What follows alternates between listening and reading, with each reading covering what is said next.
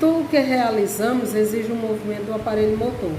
Os músculos são capazes de se contrair e de relaxar, gerando movimentos que nos permitem realizar várias ações, tais como andar, correr, saltar, escrever, impulsionar o alimento ao longo do tubo digestório, promover a circulação do sangue no organismo, urinar, piscar os olhos, sorrir, respirar, entre outras funções, né? O nosso corpo ele é formado por uma grande variedade de músculos. Existem músculos grandes, como os da coxa, e os músculos pequenos, como certos músculos da face. Temos aproximadamente 630 músculos no nosso corpo de diferentes tamanhos. Aí existem os músculos voluntários, que são aqueles que dependem da vontade, da nossa vontade para se movimentar, né? Exemplo, os braços, as pernas, os dedos. Os que não dependem da nossa vontade são chamados de involuntários. Exemplo, o diafragma, os músculos do estômago, do intestino e do coração. Os músculos eles são classificados em 3 tipos: músculo estriado esquelético, estriado cardíaco e músculo liso. Então, o músculo estriado esquelético está presente em maior quantidade no nosso corpo humano. São exemplos de músculos estriados esqueléticos: os músculos das pernas, dos braços e outros que nos permitem movimento voluntário. O estriado cardíaco é encontrado apenas no coração. A contração desse músculo é denominada de miocárdio, independente de nossa vontade, ou seja, é um músculo involuntário. O músculo liso, que é o não estriado, ele é encontrado nos órgãos internos, como o esôfago, estômago, intestino, bexiga e outros. É um músculo involuntário. As articulações. A nossa capacidade de locomoção depende da ação conjunta dos ossos dos músculos e também das articulações. Para garantir que o osso possa movimentar-se, ele conta com a ajuda das articulações. Nelas podemos perceber a união de 2 ou mais ossos, que podem ser classificados de acordo com os movimentos que executam. Então, temos os movimentos móveis, semimóveis e imóveis. Os movimentos móveis são aqueles que permitem aos ossos uma grande variedade de movimentos. Exemplo, as articulações do braço, das pernas, da mandíbula e do pescoço. Os ossos semimóveis, quando permitem aos ossos a realização de pequenos movimentos. Exemplo, as articulações das vértebras. E os imóveis, quando os ossos não se movimentam. Exemplo, as articulações dos ossos do crânio, né? As articulações móveis são revestidas por cartilagens e fluidos lubrificantes que permitem a execução dos movimentos e evitam o desgaste ósseo, né? Aí tem a postura correta, né? Que é como nós devemos nos sentar, ficar em pé, né? Em uma criança, os ossos ainda estão em desenvolvimento, por isso é importante que ela fique sempre em uma postura correta, tanto ao andar como ao sentar ou ficar em pé, né? Aí tem aqui as várias posturas, né, que você deve, a certa e a errada. Também como você carrega a sua mochila escolar, né, você tem que observar bem. Aí também tem as posturas corretas e a errada, né? Na página 89, nós temos os danos à nossa postura. Devido à má postura, alguns problemas relacionados à coluna podem surgir: a cifose, a lordose e a escoliose, né? Cifose é uma curvatura acentuada voltada para fora. A lordose é uma curvatura acentuada voltada para dentro. E a escoliose é um desvio na coluna para a direita ou para a esquerda e presença de inclinação de um dos ombros. Ela pode ser uma característica presente desde o nascimento. Aí tem aqui as posturas, né, que ocasionam esses danos, né, na nossa postura. Devemos também ter cuidado com a nossa postura ao dormir. O ideal é sempre dormir com a coluna reta e evitar travesseiros altos, né?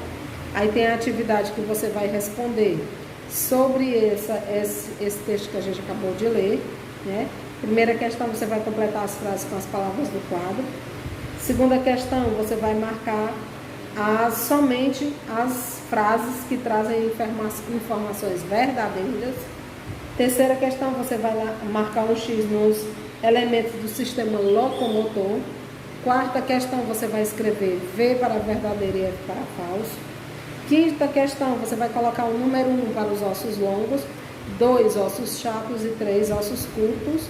Sexta questão, você vai pesquisar na internet, revistas ou jornais, que cuidados devemos ter com o sistema locomotor para fortalecer os ossos. Sétima questão, você vai ligar a primeira coluna com a segunda, né, classificando os músculos abaixo. Oitava questão, você vai colocar o número 1 para movimento voluntário, o número 2 para movimento involuntário. Nona questão, marcar V ou F. V para verdadeiro e F para falso. Aí tem aqui um texto falando sobre o sistema urinário, que nós vamos ler agora, né? O sistema urinário é responsável pela filtração do sangue e pela eliminação de substâncias tóxicas ao nosso organismo por meio da urina. Os órgãos que compõem o sistema são os rins, as vias urinárias. As vias urinárias, elas compreendem os uréteres, a bexiga e a uretra.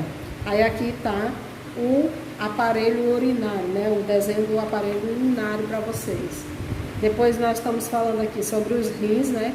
Que são 2 órgãos importantes que têm a forma de caroço de feijão e estão localizados na parte posterior do abdômen, na direção das costas, um de cada lado da coluna vertebral. Possuem uma grande quantidade de vasos sanguíneos e são importantíssimos para a filtragem do sangue. Nós temos os uréteres, que saem dos rins e levam a urina até a bexiga, tem a forma de um tubo cilíndrico, um para cada rim. A bexiga funciona como uma bolsa na qual a urina acumula até ser eliminada. E a uretra é o canal que produz a urina para fora do corpo. Doenças do aparelho urinário. Nós temos o cálculo renal, a cistite, nefrite e uretrite, certo? O cálculo renal é uma doença que pode atingir o sistema urinário e a formação de pedras ou cálculos nos rins. A cistite é uma inflamação da bexiga causada geralmente por bactérias. A nefrite consiste na inflamação dos rins e a uretrite é a inflamação da uretra, certo? Aí nós temos aqui os cuidados que devemos ter com o nosso sistema urinário.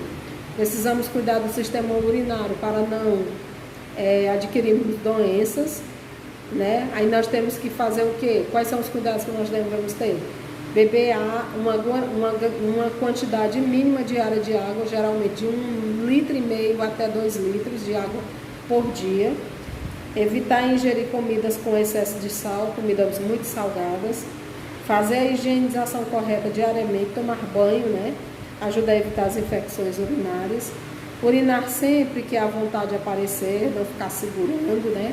E evitar o uso de antibióticos sem indicação médica, né? Aí você já ouviu falar sobre a hemodiálise? A hemodiálise é um procedimento que filtra o sangue através de uma máquina de diálise quando os rins deixam de funcionar. Essa máquina faz o papel dos rins e livra o corpo das substâncias indesejadas. Aí tem a atividade. Primeira questão, você vai escrever V para as alternativas verdadeiras e F para as falsas. Segunda questão, você vai escrever o nome dos órgãos que fazem parte do sistema urinário, de acordo lá com a página 91. 3. Cite alguns cuidados que devemos ter com o sistema urinário. 4. Sublinhe as frases corretas. 5. Complete as frases com termos referentes ao sistema urinário. Questão 6. Preencha os quadrinhos respondendo as perguntas abaixo. 7. Você já ouviu falar em transplante de rins? Você vai pesquisar e vai falar um pouco. 8. Também você vai pesquisar no seu livro que tem falando sobre as doenças causadas pelo sistema urinário, que é a letra A, nefrite, cistite e cálculo renal. Você vai falar aqui. E na 9 você vai escrever, pesquisar e escrever abaixo qual a importância do sistema urinário tem para o bom funcionamento do nosso corpo. Tá bom, gente? Essas foram as aulas de hoje. Até amanhã. Tchau.